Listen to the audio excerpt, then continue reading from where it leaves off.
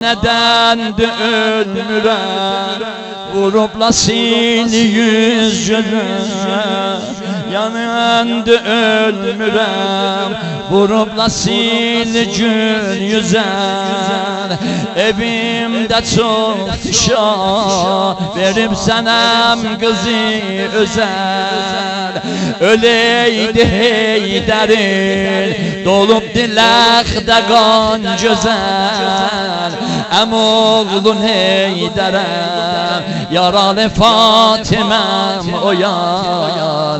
Oyan, oyan, oyan, yaralı Fatiməm oyan. Oyan, oyan, oyan. Ay qeyrətməndirlər, eşqilən qulaq açsınlar. Qapımda əşqiya, qulaq aç, qulaq aç. Qapımda əşqiya, o gün gəlib durub adu.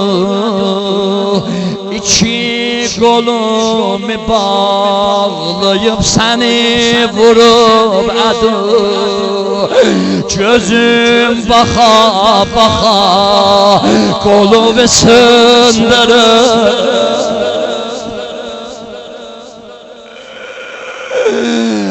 Yaralı Fatimə bayanı, hem kızı niye ses vermişəm mənə yorulmuşam. İlahi bəs nədən yaralı Fatiməm yatıb.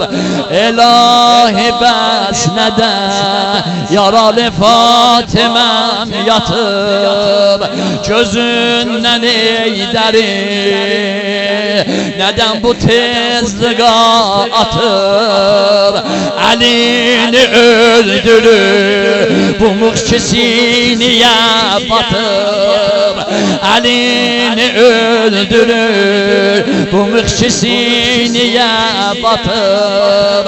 Əmoğlun Heydərəm, yaralı Fatiməm oyan. Oyan, oyan, oyan.